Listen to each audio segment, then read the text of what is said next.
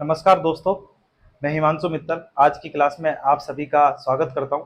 तो आज की क्लास जो हमारी सर्कुलेटरी सिस्टम की थी, तो वो आज हमारी लास्ट क्लास होने वाली है। बहुत दिन से हम ब्लड के बारे में पढ़ रहे हैं, जिसके पहले हमने ब्लड के बारे में पढ़ा, जिसके बाद सर्कुलेशन के बारे में पढ़ रहे थे। तो ब्लड ही ब्लड चल रहा है। तो काफ़ी दिनों से ये ब्लड का जो सेशन है, इसको आज हम समाप्त करते हैं। और आज की जो हमारी क्लास होने वाली है, वो लिम्फेटिक सिस्टम के बारे में होने वाली है। लसीका तंत्र जिसे बोला जाता है। तो एक तरीके से ये भी पूरा तंत्र ही है। तो आज इसे हम कंप्लीट कर लेते हैं, जिसके बाद हम नए चैप्टर की शुरुआत करेंगे। तो आप सभी साथियों को आज के सेशन में मेरा नमस्कार। जिसके बाद हम आज की क्लास की स्टार्ट करते हैं। तो लिम्फेटिक सिस्टम के बारे में देखते हैं। LYMPHATIC लिम्फेटिक सिस्टम, इसे क्या बोला जाता है? लसीका तंत्र। क्या बोला जाता है? लसीका तंत्र। लसीका तंत्र। देखिए, जो लसीका तंत्र होता है, ये हमारी पूरी बॉडी में फैला हुआ होता है। और दूसरा क्या है कि जो लसीका तंत्र है, ये क्या करता है? पूरी बॉडी को प्रोटेक्ट करता है। एज ए डब्ल्यूबीसी जिस प्रकार होती है, तो इसमें भी क्या होती है? डब्ल्यूबीसी होती है। तो ये क्या करता है? पूरी बॉडी को प्रोटेक्ट करने का काम करता है। तो लसीका तंत्र भी वही है। सिंपल सी भाषा में यदि मैं आपको बताऊं कि लिम्फ क्या है, ठीक है ना? तो LYMPH लिम्फ क्या होती है? यदि आप जो ब्लड है, ठीक है, तो रक्त है, यदि उसमें से किसको, आरबीसी प्लस प्लेटलेट्स, आरबीसी और प्लेटलेट्स को क्या कर दो? सब्सट्रैक्ट कर दो। तो आपके पास क्या बच जाएगी? लिम्फ बच जाएगी, जिसे क्या बोला जाता है? लसीका बोला जाता है। अब आप सोचेंगे कि ब्लड में से आरबीसी और प्लेटलेट्स को सब्सट्रैक्ट क्यों किया? तो फिर इसमें बचा क्या? इसमें सिर्फ बचती है डब्ल्यूबीसी। और डब्ल्यूबीसी में भी हमने टू टाइप्स की डब्ल्यूबीसी पढ़ी थी, जिसमें मैंने आपको बताया था, एक तो होती है एग्रेनुलोसाइट्स और एक होती है ग्रेनुलोसाइट्स। जिसमें ग्रेन्यूल्स प्रेजेंट होते हैं उसे बोला जाता है ग्रेनुलोसाइट्स, और जिसमें ग्रेनुल एब्सेंट होते हैं उसे क्या बोला जाता है? एग्रेनुलोसाइट्स। तो ये चीजें देखिए, जब यदि आपने डब्ल्यूबीसी को बहुत अच्छे से पढ़ा है, तो अभी आपको ये चीजें समझ में आएगी कि डब्ल्यूबीसी कौन सी होती है, कौन सी नहीं होती। तो इसलिए मैं आपसे कहता हूं कि जितनी भी चीजें हैं उसको आप, साइंस है, तो यदि साइंस में यदि आप चीजों को कनेक्ट करते हुए चलेंगे, तो आपको चीजें बहुत अच्छे से समझ में आएगी। ठीक है। तो आरबीसी और प्लेटलेट्स को क्या कर देते हैं? सब्सट्रैक्ट कर देते हैं। अब ये सब्सट्रैक्ट करते क्यों है, इसके बारे में हम जानेंगे एक बार। ठीक है। तो इसका मतलब इसके अंदर क्या हुआ? लिम्फ क्या हुआ? Plasma plus WBC. Okay. Lymph क्या हुआ? सिर्फ ओनली प्लाज्मा प्लस डब्ल्यूबीसी हुआ। इसका मतलब, और डब्ल्यूबीसी कौन सी है? डब्ल्यूबीसी कौन सी है? प्लाज्मा प्लस, इसमें होगी मोनोसाइट्स प्लस लिम्फोसाइट्स। देखिए, एग्रेनुलोसाइट्स के जब मैंने आपको पढ़ा रहा था, तब मैंने बताया था कि दो एग्रेनुलोसाइट्स में दो तरीके के जो कण होते हैं वही प्रेजेंट होते हैं, जिन्हें बोला जाता है मोनोसाइट्स, और एक को बोला जाता है लिम्फोसाइट्स। तो जो लिम्फोसाइट्स और मोनोसाइट्स हैं, यही किसके अंदर प्रेजेंट होते हैं? लिम्फ के अंदर प्रेजेंट होते हैं। और काम क्या करते हैं? बॉडी को प्रोटेक्ट करने का काम करते हैं। मोनोसाइट्स क्या करता है? फेगोसाइट्स होता है, जो क्या करता है? भक्षाणु कोशिका होती है, जितने भी बैक्टीरिया वगैरह जितनी भी चीजें होती हैं, उसको क्या करता है? मारने का काम करता है। तो लिम्फ क्या चीज है? ब्लड में से यदि आप आरबीसी और प्लेटलेट्स को क्या कर दें? सब्सट्रैक्ट कर दें, तो आपके पास क्या बच जाएगा? लिम्फ बच जाएगा।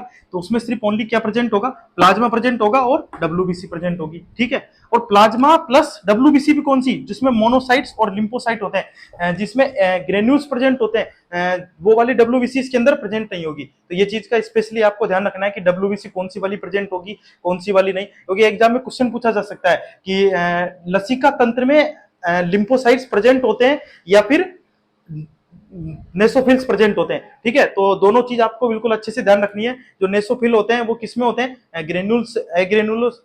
ग्रेनुलोसाइट्स होते हैं, उसके टाइप्स में आते हैं। और जो लिम्फोसाइट है वो किसके टाइप में आते हैं? एग्रेनुलोसाइट्स के टाइप में आते हैं।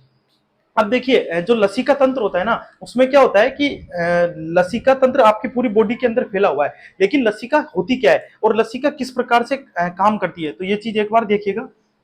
इसको एक बार मैं साफ कर देता हूं, ताकि आपको ये एक बेसिक जो चीज है वो तो आपको बहुत अच्छे से ध्यान रखनी है। ये लाइन आपको बिल्कुल अच्छे से एकदम क्लियरली ध्यान रखनी है, क्योंकि ये क्वेश्चन एग्जाम में कई बार आया। ठीक है। ये वाला क्वेश्चन है जो एग्जाम में कई बार पूछा जा चुका है कि जो लिम्फ होती है, लिम्फ क्या होती है, इसमें से ब्लड में से किसको सब्ट्रैक्ट करें। यदि आप आरबीसी और प्लेटलेट्स को क्या कर देते हैं, सब्ट्रैक्ट कर देते हैं, तो फिर आपके पास क्या बचता है, लिम्फ बचता है। तो ये चीज आपको बिल्कुल अच्छे से ध्यान रखनी है कि ब्लड में से किस किस को सब्ट्रैक्ट करना है, आरबीसी को और प्लेटलेट्स को। ठीक है, अब देखिए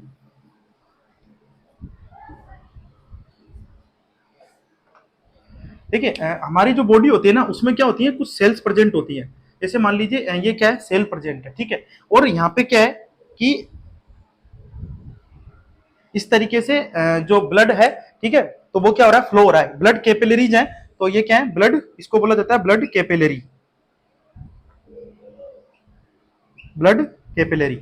अब देखिए जो ब्लड कैपिलरी होती है ना, इसकी क्या है, जो वॉल होती है ना, इसे बोला जाता है भित्ति। ये क्या होती है, वॉल होती है ना। ये क्या होती है, बिल्कुल थिन होती है एकदम, ठीक है, थिन यानी पतली। कैसी होती है, एकदम पतली होती है। तो इसका पतली होने की वजह से क्या होता है कि जो ये हमारी क्या सेल है, ठीक है ना, तो ये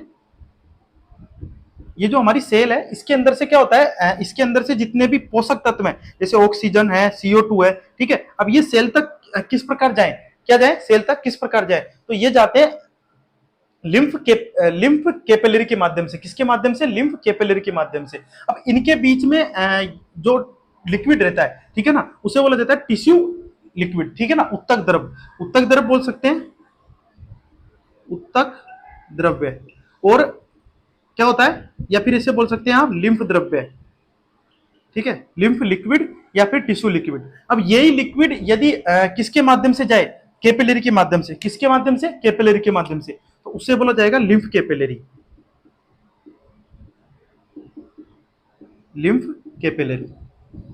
किसके माध्यम से, लिम्फ कैपिलरी के माध्यम से। तो जितने भी जहां पर जो हमारी सेल होती है ना, तो उस तक जितने भी पोषक तत्व हैं, जो किसके माध्यम से, ब्लड में देखिए जब हम पढ़ रहे थे, तो मैंने आप लोगों को एक चीज बिल्कुल अच्छे से बताई थी कि जितने भी हमारा जो ब्लड है वो ऑक्सीजनेट होता है किसके माध्यम से, लंग्स के माध्यम से। तो लंग्स के माध्यम से दोस्तों ब्लड हमारा क्या हो गया, ऑक्सीजनेट हो गया। जिसके बाद ऑक्सीजनेट ब्लड हमारा कहां जा रहा है, कहां पे जा रहा है, टिश्यू के पास जा रहा है। किसके पास जा रहा है, टिश्यू के पास। लेकिन टिश्यू के पास किस प्रकार पहुंच रहा है, जो लिम्फ है, लिम्फ कैपिलरी के माध्यम से क्या हो रहा है, ऐसी सेल्स हैं जिनके माध्यम से डायरेक्ट जो ब्लड है हमारे क्या है, कैपिलरी में क्या हो रहा है, ब्लड फ्लो हो रहा है, ठीक है। तो इस जगह पर क्या ये भित्ति होती है, वो बिल्कुल थिन होती है। तो ये थिन होने की वजह से सेल तक क्या होता है, ये चीजें पहुंच पाती हैं। तो इस तरीके से आपको बिल्कुल अच्छे से ये चीजें ध्यान रखनी है कि ब्लड के लिम्फ कैपिलरी के माध्यम से क्या होता है, जितने भी पोषक तत्व हैं जो हमारी सेल को आवश्यकता है,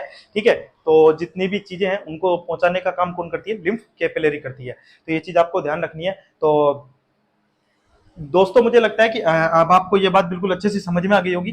ब्लड कैपिलरी क्या होती है, ये भी मैं आप लोगों को एक बार बता देता हूँ कि ब्लड कैपिलरी होती क्या है। लिम्फ कैपिलरी होती है, लिम्फ कैपिलरी के बाद लिम्फ वेसल्स होती हैं, लिम्फ वेसल्स के बाद लिम्फ डक्ट बनती है, और वो डक्ट कहाँ जाती है, हमारी यहाँ पर जाती है। तो एक चीज जो इसके बाद एक नोट लिख लेते हैं, जो शायद लास्ट वाली जब क्लास हमारी कंप्लीट हुई थी, जिसमें मैंने आप लोगों को आर्टरी और वेन के बारे में जब मैं बता रहा था, तो उसको लास्ट में लिख लेंगे एक बार, ठीक है ना। एक छोटा सा नोट है, उसको लास्ट में लिख लेंगे, लेकिन एक बार आप इसे अच्छे से देख लीजिए। इसके बाद हम नेक्स्ट आगे की ओर बढ़ते हैं।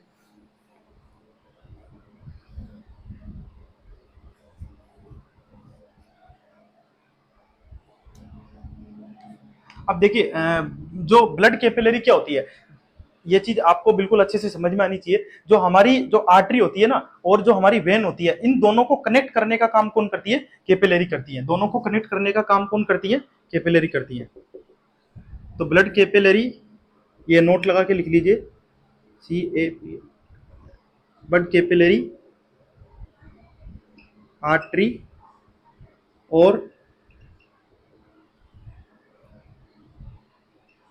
आर्टरी और वेन को क्या करती हैं, कनेक्ट करती हैं।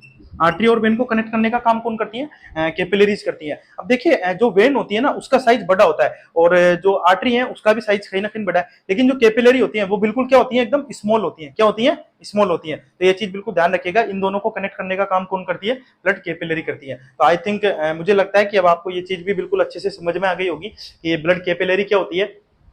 इसके बाद lymph basal, sorry lymph capillary है, उसके बारे में आप समझ ही चुके हैं। अब दोस्तों देखिए, जब लिम्फ कैपिलरी होती है ना, तो वो लिम्फ कैपिलरी क्या करती है, लिम्फ वेसल्स में बदल जाती है। फिर लिम्फ वेसल क्या करती है, लिम्फ डक्ट में बदल जाती है। और लिम्फ डक्ट क्या करती है, हमारे जो जो गर्दन होती है उसमें एक बाई साइड एक तरफ और राइट साइड एक तरफ, तो लेफ्ट एक तरफ लेफ्ट साइड और एक तरफ बाई साइड, ये क्या होती है, वापस जाके वेन में बदल जाती है। किसमें बदल जाती है, वेन में। वेन से स्टार्ट होती है और वेन पर ही वापस क्या हो जाती है, खत्म हो जाती है। तो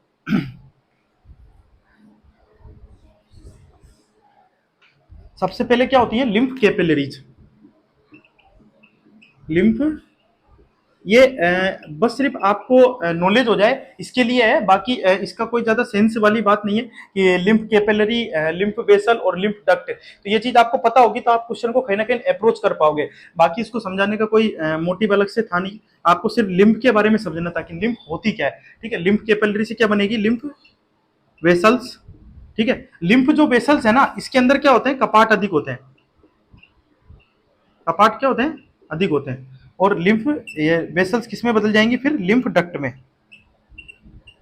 लिम्फ डक्ट में। ठीक है, और लिम्फ डक्ट वापस किस में कहां पे जाके रुक जाती है, वेन के पास क्या होती है, वापस से कनेक्ट हो जाती है। तो लिम्फ डक्ट के बाद वापस क्या होता है, लिम्फ लिम्फ डक्ट, फिर जिसके बाद लिम्फ वेसल्स और फिर लिम्फ कैपिलरीज। और लिम्फ कैपिलरी ही क्या करती है, जो हमारी सेल होती है ना, वहां तक क्या करती है, जो जितने भी पोषक तत्व हैं उनको पहुंचाने का काम कौन करती है, फिर लिम्फ कैपिलरी करती है। और इनके अंदर ही क्या होती है, जितने भी डब्ल्यूबीसी होती हैं वो इसके अंदर प्रेजेंट होती हैं। अब देखिए, लिम्फ जो कैपिलरी है ना, ये क्या करती है, सिरा से बनती है और इनका साइज इतना छोटा होता है कि इसमें जो आरबीसी होती है ना, जब मैं आपको बता रहा था कि अभी कि आरबीसी और प्लेटलेट्स को हमने सब्सट्रेट क्यों कर दिया, क्योंकि आरबीसी और जो प्लेटलेट्स हैं, क्या है, प्लेटलेट्स हैं, इनका जो साइज है ना, वो कहीं ना कहीं क्या होता है, बड़ा होता है। साइज क्या होता है, बड़ा होता है। तो साइज बड़े होने की वजह से क्या होता है कि जो इसमें से क्या होते हैं, क्या हो जाती है, वो वहीं पर रुक जाती है और जिसके बाद क्या बनती है, लिम्फ का निर्माण होता है। तो ये चीज आपको अच्छे से समझ में आ गई होगी कि लिम्फ का निर्माण अब कैसे होता है। तो एक बार आप देख लीजिए, लिम्फ कैपिलरी से क्या बनती है, लिम्फ वेसल्स बनती है और लिम्फ वेसल से ही क्या बनती है, लिम्फ डक्ट बनती है। तो एक बार इसको खत्म कर लेते हैं, इसके बाद एक चीज मैं आपको लिखवा देता हूँ कि जो लिम्फ होती है ना, इसके कार्य क्या है और ये किस प्रकार से काम करती है। तो देख दोस्तों, एक चीज आपको सबसे महत्वपूर्ण जो चीज है, वो आपको सबसे पहले तो ये ध्यान रखना है कि लिम्फ होती है ना, उसके लिए कोई अलग से पंप नहीं होता है। क्योंकि देखिए, ब्लड को ब्लड को सर्कुलेट करने के लिए, ब्लड सर्कुलेशन के लिए तो क्या होता है, हार्ट होता है। ठीक है, हार्ट होता है, लेकिन लिम्फ सर्कुलेशन के लिए, लिम्फ सर्कुलेशन के लिए, ठीक है, हार्ट नहीं होता है। ठीक है, ये हार्ट के माध्यम से क्या आता है, सर्कुलेशन नहीं होता है, और ये क्या होती है, पंप भी नहीं होती है। ठीक है ना, तो ये लिम्फ जो है, लिम्फ का जो सर्कुलेशन होता है, इसके लिए किसी पंप की आवश्यकता नहीं होती है। पेशियों में संकुचन के कारण ही क्या होता है, लिम्फ क्या होता है, आगे की ओर बढ़ता है। लिम्फ जो लिक्विड होता है, वो पेशियों में संकुचन के कारण ही क्या होता है, लिम्फ का सर्कुलेशन होता है। तो ये चीज आपको बिल्कुल अच्छे से ध्यान रखनी है, इसके लिए किसी पंप की आवश्यकता नहीं होती है। यदि आपसे पूछा जाए कि लिम्फ का सर्कुलेशन भी क्या हार्ट के माध्यम से होता है, तो आपका आंसर क्या होगा, नो, क्योंकि लिम्फ के सर्कुलेशन के लिए किसी भी पंप की आवश्यकता नहीं होती है। तो दोस्तों, ये चीज आपको बिल्कुल अच्छे से समझ में आ गई होगी कि अब ब्लड सर्कुलेशन के लिए किसकी आवश्यकता होती है, हार्ट की, और लिम्फ सर्कुलेशन के लिए कोई पंप की आवश्यकता नहीं होती है। पेशियों में संकुचन के कारण ही क्या होता है, इसमें सर्कुलेशन होता है। तो ये चीज आपको ध्यान रखनी है। दूसरा, एक चीज ये ध्यान रखिएगा कि जो लिम्फ होता है ना, इसके अंदर मतलब जो टिश्यू जो द्रव है ना, इसके अंदर ही क्या होंगे, छोटी छोटी जो कैपिलरीज हैं वो होंगी। ठीक है, तो कैपिलरीज के अंदर ही क्या होगा, टिश्यू द्रव होगा। तो टिश्यू द्रव से ही क्या होता है, फिर ऑक्सीजन वगैरह जो जितने भी हैं वो क्या होते हैं, सेल्स तक पहुंचती है। तो ये चीज आपको बिल्कुल अच्छे से ध्यान रखनी है कि लिम्फ होता क्या है। अब मुझे लगता है कि आपको लिम्फ के बारे में काफी सारी चीजें समझ में आ गई होगी कि लिम्फ क्या होता है। तो मेन चीजें जो आज हमने डिस्कस की, उसके बारे में देख लीजिए कि लिम्फ में आपको क्या क्या ध्यान रखना है। लिम्फ में एक तो ध्यान रखना है कि एक तो ब्लड में से आपको क्या सब्ट्रैक्ट करना है, आरबीसी और प्लेटलेट्स। देखिए, ये मैं आपको वापस से इसलिए बता रहा हूं क्योंकि ये क्वेश्चन एग्जाम में कई बार पूछा जा चुका है, इसलिए आपको बिल्कुल अच्छे से ध्यान रखना है कि लिम्फ में से आपको लिम्फ क्या होता है, ब्लड में से किसको सब्ट्रैक्ट करना है, आरबीसी और प्लेटलेट्स को। ऐसे क्वेश्चन आ सकता है, लिम्फ। ठीक है, लिम्फ क्या है, ठीक है। फिर आपसे पूछा जाए रुधिर माइनस रिक्त स्थान की पूर्ति कीजिए, ठीक है। फिर उसमें आपको कुछ भी दे सकता है ना, आरबीसी प्लस डब्ल्यूबीसी, है ना, आरबीसी प्लस प्लेटलेट्स, है ना, आरबीसी प्लस, ठीक है, जैसे आपको दे दिया नेसोफिल। तो ये चीजें आपको ध्यान रखनी है कि क्या क्या चीज होती है। तो ये चीजें कौन सा ऑप्शन आ जाएगा फिर, आरबीसी प्लस प्लेटलेट्स, ये दोनों को क्या करना है, सब्सट्रेट करना है। तो ये चीजें ध्यान रखनी है कि लिम्फ क्या होता है, क्योंकि यदि क्वेश्चन आएगा तो फिर आप उसको बिल्कुल अच्छे से अप्रोच कीजिएगा, क्योंकि आरबीसी में से आरबीसी और प्लेटलेट्स दोनों को ही क्या करना है, सब्सट्रेट करना है। तो ये चीजें ध्यान रखिएगा। अब आपको लिम्फ के बारे में अच्छे से पता चल गया होगा, लिम्फ हमारा क्या होता है, और डब्ल्यूबीसी जो होती है वो कौन सी डब्ल्यूबीसी होती है, मोनोसाइट्स और लिम्फोसाइट्स। तो ये चीजें बिल्कुल क्लियरली आपको ध्यान होनी चाहिए, क्योंकि दोस्तों क्या होता है कि जब एग्जाम में क्वेश्चन आता है तब आपको यदि चीजें जैसे आपने चीजों को पढ़ लिया, तो यदि चीजों को एक बार पढ़ा है तो फिर आपके वो चीजें वहां पे जाके माइंड में क्या होगी, स्लिप हो जाएगी। तो यदि आपको चीजों को बिल्कुल एकदम कॉन्शियस माइंड में लेके जाना है, जब तक आपकी चीजें कॉन्शियस माइंड में नहीं जाएंगी तब तक चीजें आपको बिल्कुल क्लियरली ध्यान नहीं रहेगी। इसलिए चीजों का कॉन्शियस माइंड में जाना बहुत ज्यादा जरूरी है। और चीजें कॉन्शियस माइंड में कब जाएंगी, जब आपको चीजें बिल्कुल क्लियरली पता होंगी, इस चीज के बारे में ये ऐसे होता है, ये ऐसे नहीं होता है। ये चीज बिल्कुल ध्यान रखिएगा। आज का जो हमारा जो चैप्टर है वो यहीं पर खत्म होता है। ब्लड के बारे में काफी दिनों से पढ़ रहे थे, ब्लड ही ब्लड चल रहा था, ठीक है ना। तो ब्लड अब खत्म हो चुका है।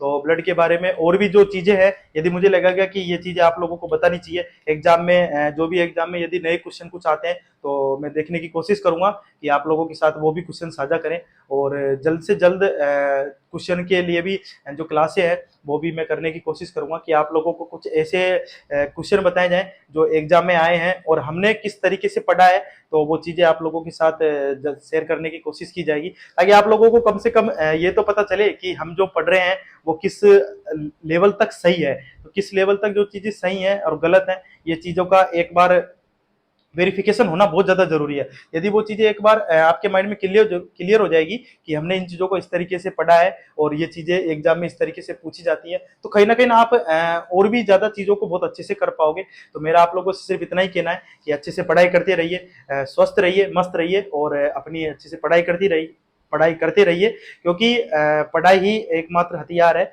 जिससे आपको सफलता मिल सकती है। बाकी और कोई ऑप्शन नहीं होता है कि लाइफ में सफल होने के लिए। यदि आप पढ़ोगे तो सब चीज़ें आप लोगों के साथ रहेगी। और कोई भी प्रॉब्लम आती है तो आप बता सकते हैं कि यदि कोई चीज़ समझ में नहीं आती है या फिर आपको लगता है कि ये चीज़ें कैसे हुई, ठीक है, तो आप पूछ सकते हैं। उसमें कोई अलग वो वाली बात नहीं है कि आप पूछ नहीं सकते। तो आज की क्लास को सिर्फ यहीं पर विराम देते हैं। कल से हम नए चैप्टर के साथ और नई एनर्जी के साथ आप लोगों के साथ मिलते हैं। धन्यवाद प्यारे साथियों। जय हिंद, जय भारत।